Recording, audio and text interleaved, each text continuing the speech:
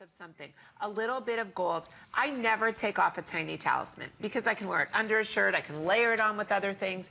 It's always solid gold touching my neck and touching my skin and protecting me, because each talisman, whether I'm wishing, whether I'm looking for wisdom, whether I want to be protected by the hand of God, or whether I want the protection from the evil eye. Each one of these has such meaning. Each one of these is solid gold. You know, the whole world of jewelry right now is going two ways. It's either getting bigger and better, or it's getting tiny and sweeter. And each one of us, look at that Hamza hand. That's a tiny treasure with a pretty big presence for $59.90. That is solid gold. That chain is like golden fairy dust, like angel dust, but it's strong because it is solid gold. What do you think? What do I think? I think that there's not a child, teenager, mom, sister, there's not a girlfriend. Listen, if you're going to buy even a gift exchange at work, you know, when I was a kid, it was a $5 gift exchange. Right.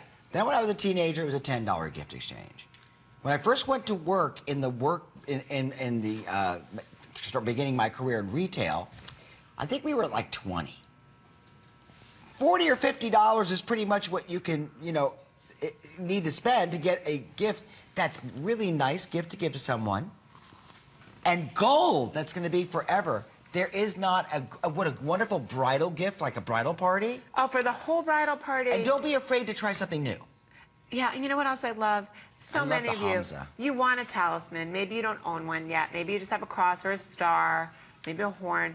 What a great way to start giving talismans, giving luck, giving belief to people you know. And you know, at this price point with FlexPay, you can get a bunch of these home. I mean, you can get 5, 6 of them home. Put them in that drawer, and every time you have a birthday or a Sweet 16 or a gift that you need to give, you can give a solid gold gift to somebody. And you know, think about when you're going to fill that stocking. Instead of filling that stocking with 10 candy canes and all kinds of stuff that are going to equal up to $50, how about one amazing piece of gold jewelry? Seriously. Like, I know I don't want, you know, and my kids don't either. When I say to my kids, what do you want for the holidays? It's never that they want all the trimmings and all the little pretty, colorful stuff. They're like, we want one gift. We want a new phone. We want a watch. They want one thing.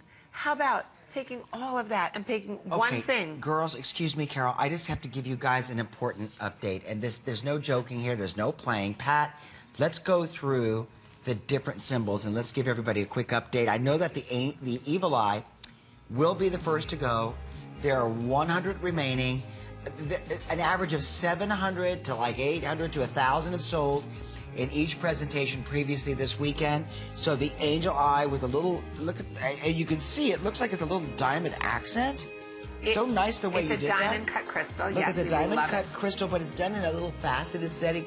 And they're both the same, by the way. Either side are both the same. So if they turn, yeah, it's reversible, which I love. Same thing, completely reversible. There's the Hamza hand. I just turned it around. Then we've got the owl, which is great for wisdom.